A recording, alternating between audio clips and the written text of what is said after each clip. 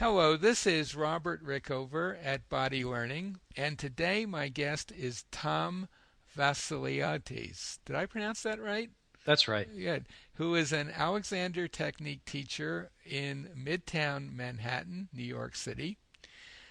Tom is the chairman of the movement department at the New School for Drama and is also on the faculty of New York University's Tisch School of the Arts and also on the faculty of the Juilliard School. Tom, welcome to the program. Thanks for having me, Robert. Tom, we're going to talk today about the question, what is the Alexander Technique? That's something we both teach. And I think a good place to start is if you could provide a short definition or description of the technique. Well, to try to make something that's to make this as perhaps as easy as possible.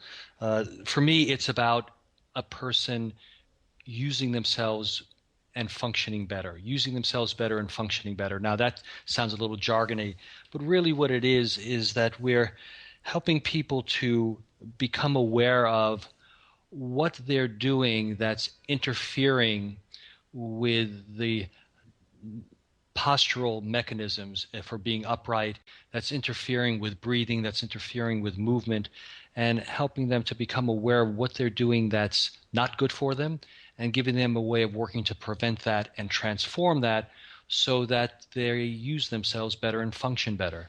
Now, what that means sort of concretely in everyday activities would be breathing better, making sound better, moving better, relief from chronic pain, perhaps stress reduction. So those would be benefits or byproducts of what we would call improving use and functioning. And maybe we could add to that for people who are performers, like musicians or dancers or actors, improving the quality of their performance. Absolutely. Right. So, Yes. do you want to say a word or two about the history of the technique and how it came into being? Well, the technique was developed by a fellow named Alexander, Frederick Matthias Alexander, who was an actor in Australia in the late 1800s. And he was on stage performing, as I understand this history, and he felt hoarseness and lost his voice. And he went to doctors, and they suggested that he rest his voice, that is, don't use his voice, and that would do the trick, so to speak. And he did that, then went back out on stage again and again felt hoarseness and lost his voice again. And he decided that it must be something that he's doing when he's on stage performing that's creating a loss of voice. And he set up mirrors, in fact, like a triptych of mirrors, if you ever go to a tailor and you can look in one mirror and see all around you.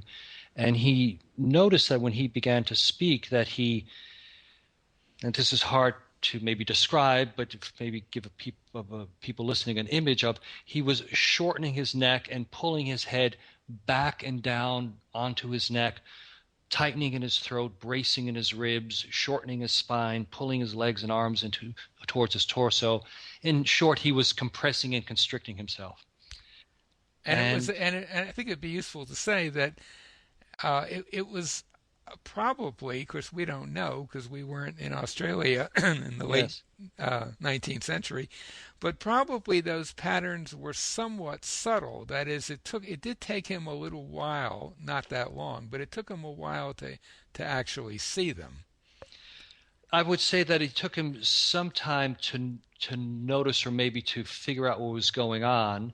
I mean, at least again, the history that I understand is he lost his voice in the fall of 1892, and was able to return to the stage in the spring of 1894. Mm-hmm. So there was something that happened in the, let's say, that 18-month period or so, a year and a half, that he was able to notice by looking in the mirror what it was that he was doing uh, that he wasn't aware of. So this was an unconscious habit, if you will, that he had developed that he didn't know about, but yet he knew enough about vocal production that doing that, meaning shortening the neck, pulling the head back and down, shortening and narrowing the torso, etc., doing that and while you're trying to make sound will not create the sound that you want to make. Indeed, it might be such that you end up feeling hoarseless and losing your voice. Mm-hmm. And the particular challenge that he faced was he was speaking in rather large halls or auditoriums where there was no PA system.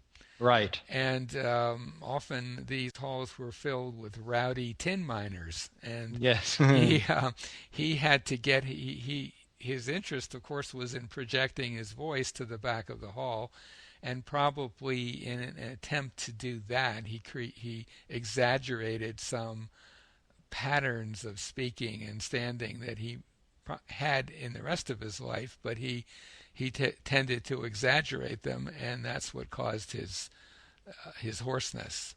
That's right, and I think that happens not only for actors or let's say singers or people who have to, if you will, fill up a house or fill up a theater, but it also happens when there is some kind of rigorous activity that we do, that the habit becomes more pronounced, more exacerbated, but it's probably going on all the time. Mm-hmm. And what he found that he was doing this habit, and he was able to, and he wasn't yet realizing it until he saw that in the mirror. So what he would call that is a faulty sensory appreciation, meaning his ability to sense how he was moving and balancing was faulty. And one of the things that we do is to help people become aware of if there is any faulty or unreliable sensory appreciation, and to develop that so it becomes more reliable, so that we indeed reliably sense what we're doing. Right. And, you had mentioned those habits becoming more obvious when you're putting more oomph into the activity. And a great example that anyone listening could observe for themselves would be to watch people who are running or jogging, mm-hmm. and you'll see a lot of shoulder hunching and tightening of necks. And usually when you see that, if you watch that same person just walking normally, you could very well see a little bit of that pattern there. It just gets exaggerated when they go into a more strenuous or more demanding activity. Yes, that's right. So what Alexander noticed about himself in the particular context of being a reciter is actually applicable to all of us in all of our everyday activities. Indeed. And because what he had discovered was a way of working that wasn't only helpful for breathing and making sound, but it was helpful for everything that we do: sitting, standing, walking, talking, lifting things, carrying things, all of that. And that he had figured out a way through a process of preventing that, and he used the term, as you know, inhibition or inhibiting, which is a neuromuscular term. It's not a Freudian psychological repress or suppress anything. It's a neuromuscular term in which you can say to yourself that you're not going to do something, and in this case, to not do the thing that's harmful to you, and to then direct to create or transform something that's better for you. Right. I guess we could say that he developed a way of talking to yourself. I'll put talking in quotes because it doesn't have to be out loud, probably best if it's not out loud, but right. A way of directing yourself or telling yourself what you want or what you don't want. And it is kind of a shame that Alexander, in retrospect, that he used that word, a perfectly good word, inhibition, but he preceded Freud, and of course Freud used that term to really mean a kind of a suppression. Mm-hmm. And so the word has, in the language today, inhibition, the word has a bad press, But we're not, Alex. I think we should make it clear that Alexander Technique teachers are not about repressing stuff at all. Right, right. We're really, yeah. Go ahead. I think it's helpful, yes, to make that distinction early on, and to actually in a way to make light of it, that it's not about Freudian suppression or repression or anything like that. It's really about saying that you're not going to do something that's harmful to you in a neuromuscular sense. And in order to know what to say no to, I think that's one place where an Alexander teacher comes into play, wouldn't you say? Sure, sure. I think having an Alexander teacher who has good hands-on skills, and we can talk about that in a little bit in terms of being able to put hands on someone to help them reliably sense what it is that they're doing, and to also help them reliably prevent that or inhibit that as we're talking about it, and to help them redirect or direct that to transform that so they do something better in terms So, of their use and functioning. right. And so people who are trained to be Alexander teachers today are basically using, I guess we could call it a process, a teaching process that Alexander developed over the years. Maybe it would be useful for you to describe that process in terms of it involving both verbal instructions, but also hands-on work. And maybe it would be good if you said a bit about how we use our hands to help students. Yeah. Well, one, it's certainly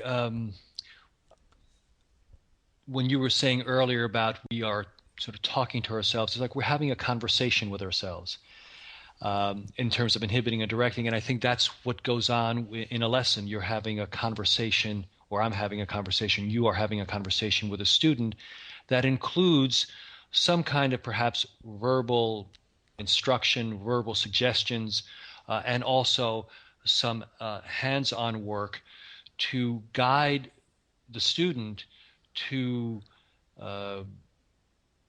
become aware of what it is that they're doing, to help them in this process of inhibiting and directing. So, for example, at least how I think of it is in putting my hands on a student, while I'm doing that, I'm not simply mindlessly, if you will, putting hands on a student. As I'm putting hands on a student, I am also looking at or sensing reliably, hopefully, sensing what it is that is going on with me as I'm putting hands on a student. And in doing so, I can better sense what is happening with that student. Again, is that student creating something that I would call a compression, some kind of compression or constriction. And that ability to put your hands on a person and sense compression or tightening or stiffening Mm-hmm. is something that, for most of us anyway, takes a fair amount of training to get to that point.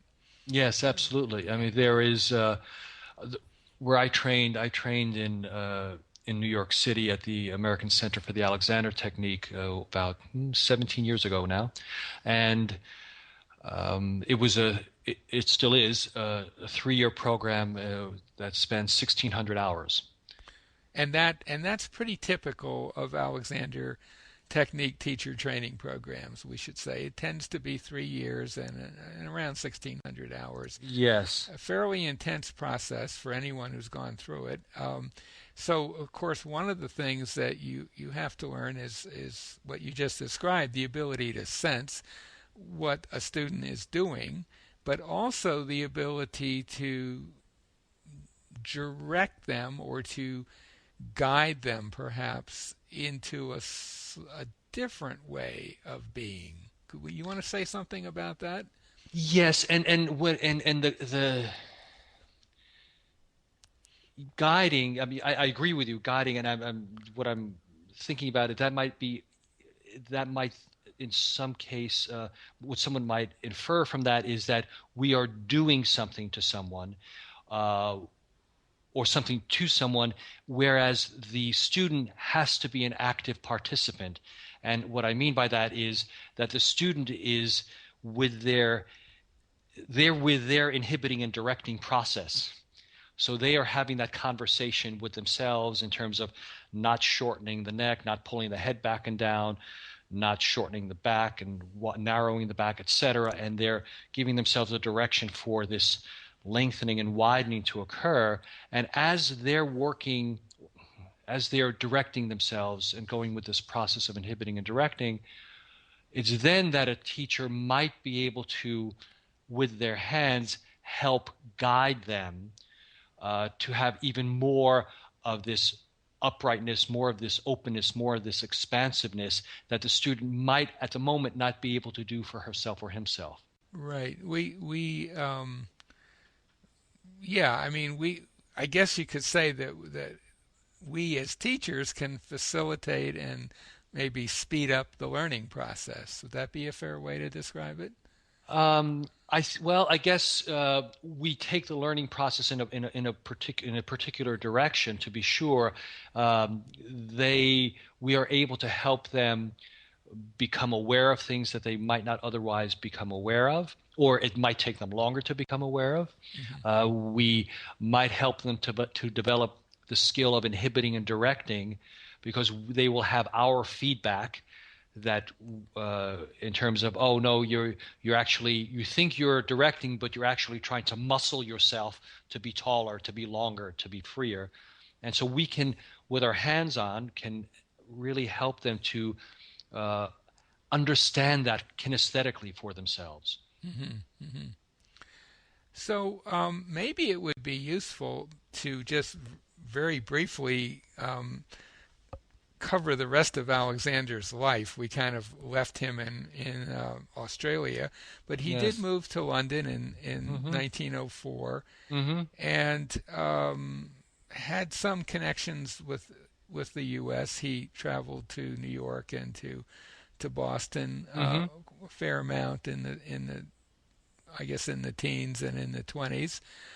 Do you want to just kind of follow up on the rest of his teaching and training career? He Well, yes, he did come to the States in the teens, also in the 20s. Indeed, he even came to the States during the Second World War. That's right, he did, yeah.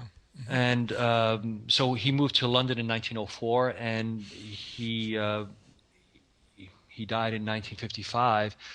He also had a number of influential people who were interested in his work. One is an American philosopher, John Dewey, uh, fairly well known in philosophical circles and education as well. Hmm. Aldous Huxley, Sir Stafford Cribs, and there were a number of people who were quite interested in him creating some kind of a formal training over the years. Certainly, by the time he he went to London rather, and then he came to the States. There were people like these names might not mean anything to listeners, but you would know them: Ethel Webb and Irene Tasker. Right. He had assistants that he trained on a pretty informal basis. Right, right. And then it was in the 1930s, in the early 30s, when he began to formally train people.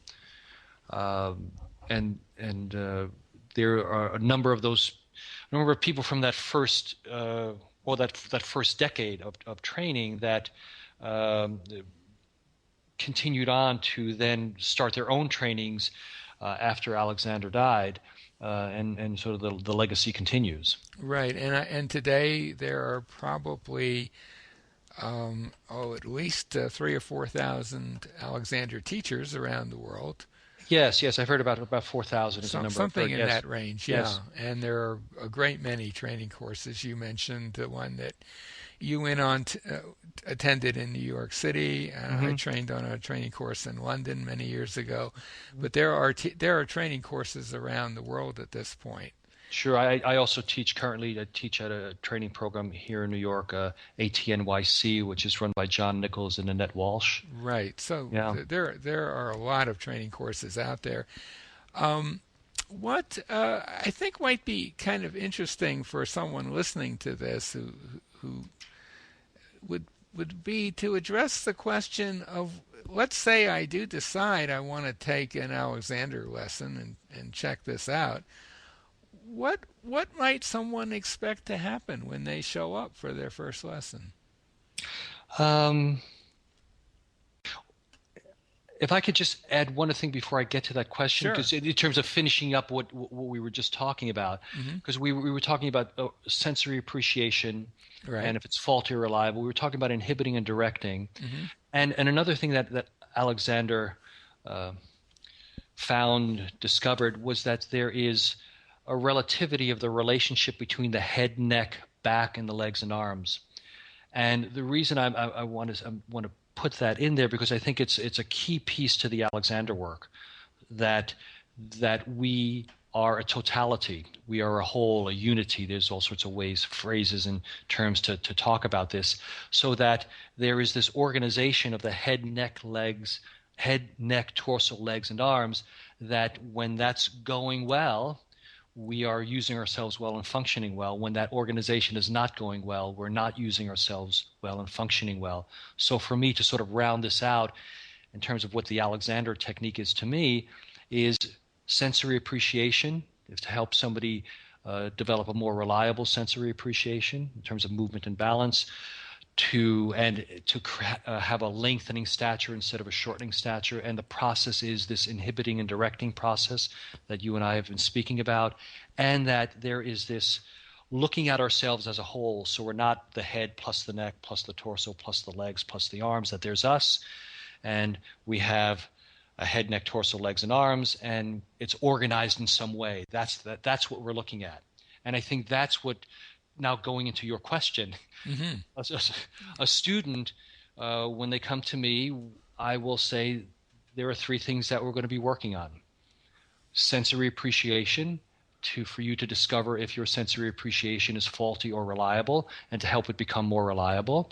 You're going to develop this process of inhibiting and directing, and to become more skillful with that, and that to relate to yourself as a whole, as a totality, so that there is this relationship of the head, neck, torso, legs, and arms, and you want to notice yourself, meaning you want to be able to sense yourself as a whole, as a totality, and that what you're doing is not creating a shortening of the stature, but rather is creating a lengthening of the stature. That, in another way of maybe paraphrasing that last Sure. statement, is that a lot of us act like we want to take up as little room as we can in some way. We tend to scrunch ourselves in one way or another, and Sure. and of course that interferes with all sorts of things, breathing and movement and all the rest. And that Alexander lessons are a way to undo that, to Mm-hmm. learn to undo that squeezing, let's call it, or tightening. And Yes, and the yes. and the point you made at the beginning of the three things, the unreliable sensory appreciation, sometimes people are a little surprised at that. I think most people assume that what they feel about themselves is an accurate indication of what's going on.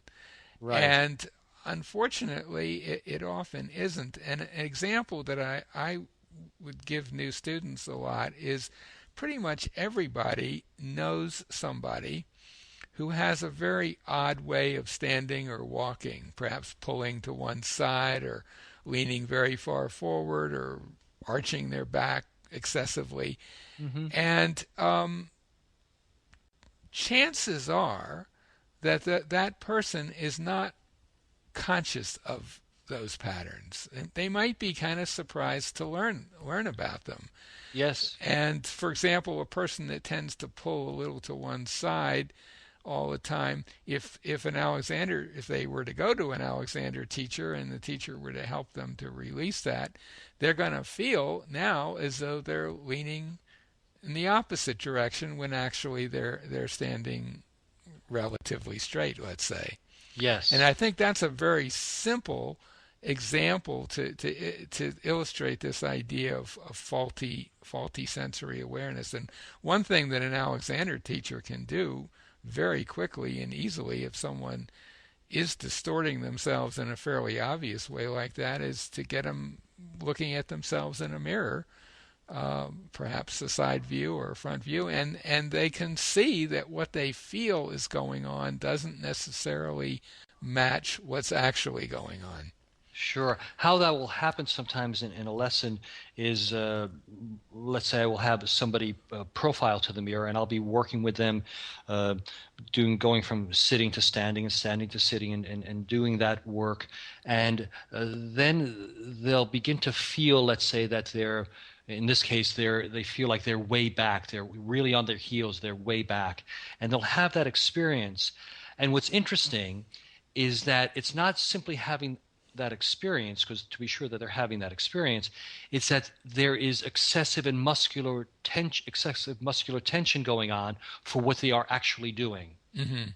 So that they feel like they're pitched back, but yet they're actually not back at all. Mm-hmm. But because they feel that way, there is excessive and unnecessary tension that's creating a shortening of the stature and a misuse. And so it's getting them to see what they are actually doing, that they can actually let that go, and that they see, oh, what's possible. They see a new thing that's possible. But you, in some ways, certainly early on, people have to have that experience of what they think they're not doing what they sense that they're doing. Yes. And that can be quite shocking to them. Yeah, and humbling, you know. Yes, I think for indeed. some people it is a real shock. I often quote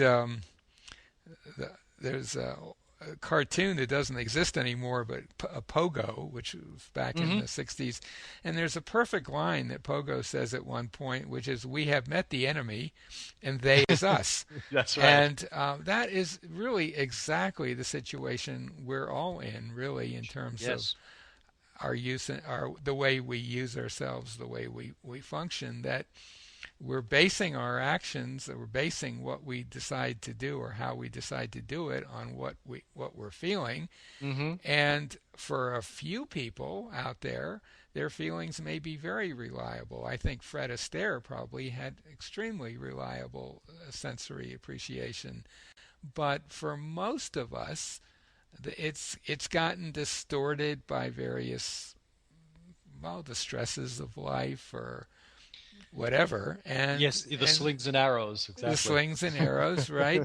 And so we're in this situation where we're directing ourselves, but we're directing ourselves with faulty information. Yes. And really, that's one way, I guess, of describing what the technique is about is to uh, learn to learn to sense things as they are, and then Mm-hmm. take appropriate action, if you like, or appropriate thinking Mm-hmm. to change those patterns. Would that be would you does that sound reasonable to you as a kind of a short description of Yes, the technique? yes. And the actions or the measures that people take is one in which you prevent yourself from doing the thing that you do that isn't good for you.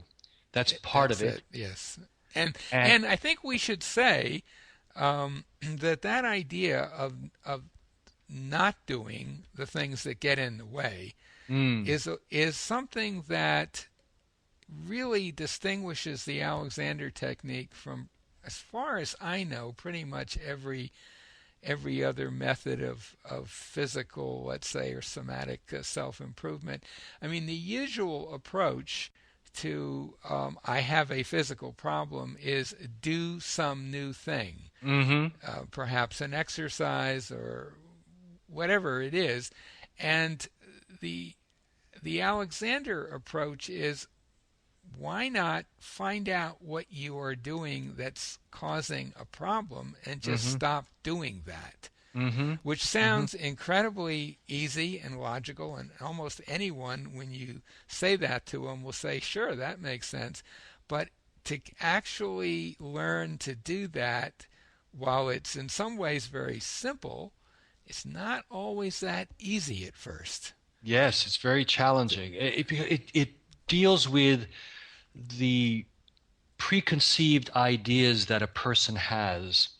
and they might be unconscious preconceived ideas, but nonetheless about how they should be, what they should be doing, and so on. And to say to someone, well, I'd like you to not do that, to not do what you've been doing for 20, 30, 40, 50 years, is quite challenging. Mm-hmm. Mm-hmm.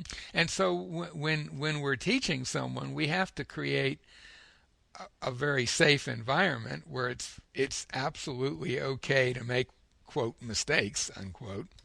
We're Yes, not yes, and I guess to be a good Alexander teacher, you have to learn to be kind of non-judgmental in the sense of good bad kind of judgments. You know, exactly. we're yeah. Go ahead. As important as developing good hands-on skills and understanding these, if you will, principles or concepts of the Alexander work, there's also, I think, an art to teaching, Mm-hmm. in which it's a creative process that you're doing with an individual, Mm-hmm. and everyone is different, and that, if you will, that teacher-student relationship that gets created is an art. I think of it as a creative activity. It's an artistic activity, and you have to develop that, and that's as much a skill in teaching as can you put hands on a person without, can a teacher put hands on a person without the teacher constricting herself or himself? Right. Because if the teacher does constrict himself or herself, that gets conveyed right to the student who will constrict in response to that. Chances Yes, are. yes. And it's interesting that that term, the art of teaching, because actually I believe Alexander used that very phrase in one of his books. And he says somewhere that different teachers are, he basically says different teachers are going to teach differently. And the important thing is certain key principles that they need to bring into the teaching. But he fully understood that teachers are human beings. We're all different, and we all have different approaches to the teaching process. Mm-hmm, mm-hmm. So I guess one thing that would be a useful bit of information for someone who's contemplating taking lessons would be um, how would you choose a teacher? Let's say you're fortunate enough to live in a place like New York City where there are lots of teachers. What would you suggest as a strategy, apart from finding someone who's relatively near you or easy to Mm-hmm. get to, Mm-hmm. or perhaps recommendations of somebody, but just as a strategy for evaluating if you come for a lesson or two, how would you judge whether a particular teacher is going to be good for you? Well, I think you need one. I would suggest to to try a number of teachers to see if there's, if there's any difference between teachers. Hmm. That's one way you can do that. That's assuming, of course, that you have that luxury. I mean, where I live, you Hmm. basically try me. Right, right. Well, good for you, I guess. Yeah, It's well, your yes and practice. no. I mean, it's actually pretty nice to have other teachers around. Yeah. But yeah, and so don't hesitate to have lessons with more than one teacher. And what to start with anyway. And how would you suggest someone evaluate whether, apart from whether the chemistry is okay with that person, how would you evaluate whether they're actually helping you or not? Well, I think that's a difficult question to answer because it depends on what they're there for, and if the particular teacher who is teaching this person, what is it that they're doing? Again, for me, and what we've been discussing in terms of, uh, is the teacher helping the student become aware of what they're doing? Is this teacher working with this principle of inhibition and direction, getting the student to not only become aware of what they're doing, but getting them to not do that and to direct, to transform that? Uh, I think it really, it's a hard question to answer.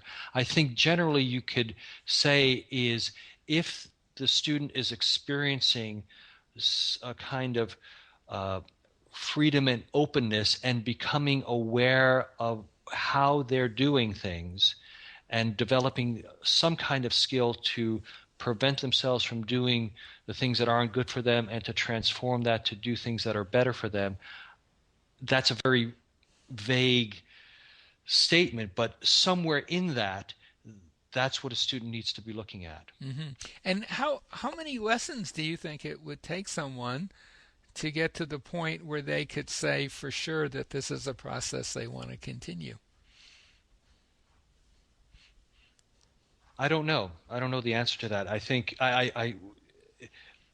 it obviously depends on the student and what's going on, because it's as I said earlier, um, it's not only on the teacher, it's also on the student, Hmm. because the student is an active participant, and the student would have to uh, be honest with herself or himself to say, well, am I being open to what this teacher is presenting me? So, for Hmm. example, if someone comes to see me and they're very rigid, very held, and we start doing some work in the chair or on the table, and I am suggesting to them to, maybe undo the rigidity, not hold or brace, and they continue to do so, then it's something to question. Oh, are they uh, committed to not doing something, or are they simply having difficulty, and over time they will get better at this activity of Right, doing less? So right. it's a very hard question.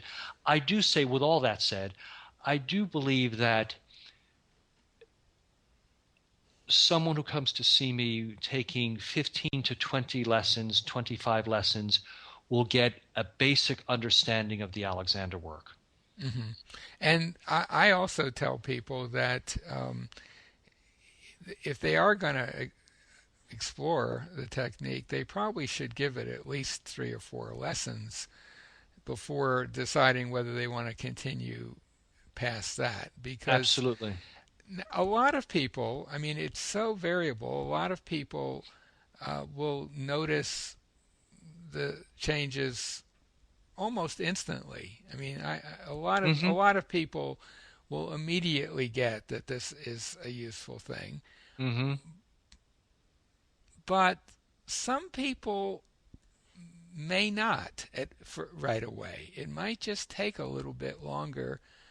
For whatever reason, they may not actually sense the changes, or they might sense them kind of indirectly. In my own case, which I think is a little probably not that typical, Hmm. I went for lessons based on reading about a particular teacher. And I have to say, I didn't notice anything in lessons for quite a while. However, I also noticed that I had gained almost an inch in height and my Hmm. clothes didn't fit. Hmm. And I could only attribute that to Alexander. And so I Right. knew good stuff was going on, but I didn't actually feel anything much. I think that my own feeling sense of myself was pretty restricted at that point. And in fact, I hate to admit it, but it wasn't until about halfway through my Alexander Technique training course that I actually felt something happen during a lesson. Hmm. So that's an extreme. I meet very few people like that in my own teaching. I'm always amazed at how quickly people do sense changes. Hmm. But be open to the possibility, I guess we could say, that you might not feel it directly, or it might be that somebody else will notice something about you Right. before you notice it. Right. That happens sometimes.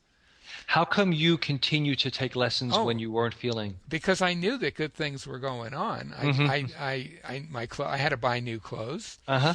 I was working. I had a pretty straight job then. I was working for the Ontario government as an economist, and I had to wear jackets and ties sometimes. And Uh-huh. none of the jackets fit anymore, and my pants were all too short. So I knew that stuff was happening, and Right. people around me commented on it. So when I was taking lessons initially, it never occurred to me actually that I should feel anything during a lesson, which is Right. which is strange looking back on it, because pretty much everyone I teach now does notice something, certainly within the first couple of lessons. But there are people like me out there, who like the me that used to be, who just aren't that sensitive at first. And it doesn't mean that you're not going to benefit from the lessons. It may mean you're not going to get those nice physical sensations right away that other people do. Right, and it's interesting that you're saying that, because there are a number of students over the years who have been somewhat similar, that they've been taking lessons for a few years, and I might even be sensing something going on with them. Other people notice something about them. That, oh, you look taller, you look bigger, you look less tense or less constricted, but they're not experiencing that, and yet they continue to come back, because on some level it seems to me that they are understanding that something is happening.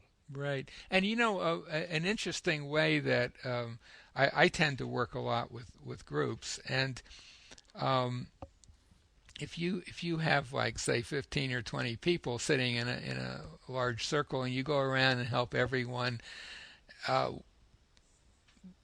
release, say, a little neck and shoulder tension, and you ask everyone to be watching also, it's amazing that some people will make really big changes instantly Mm-hmm. and may not notice it at all, but everyone else in the room notices it. And Yes. some people, even a teacher, might not be sure there much has changed, Mm-hmm. but they report huge amount of release Yes. that the teacher may not see or even sense, and that most people in the room wouldn't see. And it's just a perfect illustration of the fact that what you sense is going on may not be accurate, or you may feel that nothing's happening when a lot is happening. There's not always a direct line between what you feel and what's actually going on. It kind of Right. goes back to that initial kinesthetic awareness thing that we were talking about earlier. Sure. Sure. Indeed. Indeed. Well, is there anything else that you would like to say about the technique, or Alexander technique teaching, bearing in mind that we're talking to an audience of people who probably have not had any direct experience with the work? Yeah, I would say just maybe two things. One is, okay, you were asking me earlier about what people will come for a lesson with me. What would they do? And I, in the individual lessons that I do a lot of what we call chair work, of getting in and out of the chair, Hmm. and uh, what that is about. Because actually, people I was thinking about what people might find. How come we're doing this? How come we're going in and out of the chair and all of that stuff?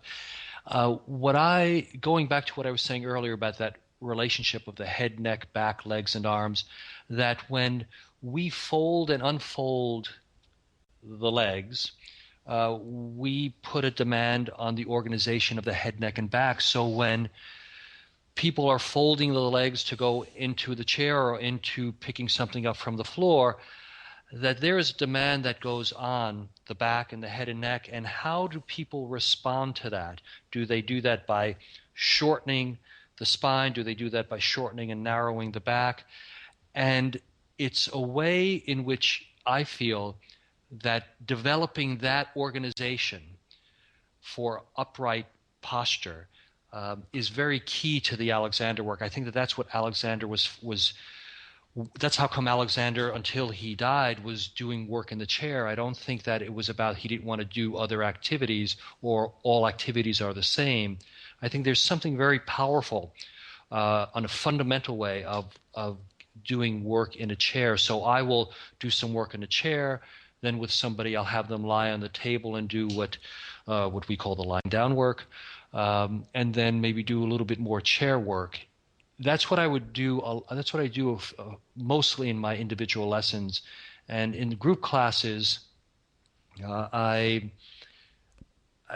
give group classes to all sorts of to the general public. I sometimes do group classes to a specific group of performers or people with chronic pain, different kinds of group classes. And what I do is I have, let's say, a series of 10 or 15 classes that meet once a week.